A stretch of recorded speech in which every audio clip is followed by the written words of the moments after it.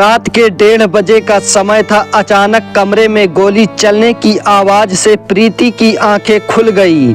उसके बिस्तर से उठकर तेजी से कमरे की लाइट जलाई। देखा कि मोहल्ले का ही युवक स्वप्निल छत से कूदकर भाग रहा था, जबकि गली में अंकित खड़ा था।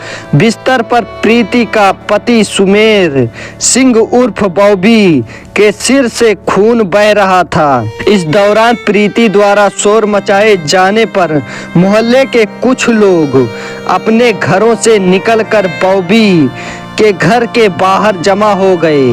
घटना की जानकारी होते ही लोगों ने पुलिस को सूचना दी। सूचना मिलते ही थाना शाहगंज के SHO जसवीर सिंह सिरोही में पुलिस की टीम के घटना स्थल पर पहुंच गए।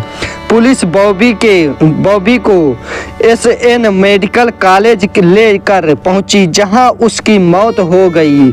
आरोपी युवक की भागते समय कैप और बेल्ट गली में ही गिर गई थी। यह बात 27 अगस्त 2022 की है। यह घटना आगरा के थाना शाहगंज के प्रकाश नगर में आधी रात के बाद घटित हुई थी।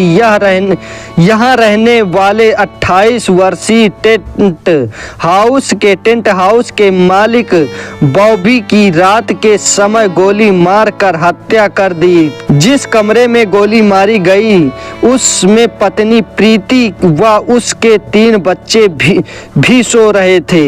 अस्पताल से पति की मौत की खबर आते ही घर में कोहराम मच गया। इस घटना में मोहल्ले में सनसनी फैल गई। पुलिस ने मौके की कार्रवाई निपटाने के बाद अस्पताल में ही शव को पोस्टमार्टम के लिए मोर्चारी भेज दिया।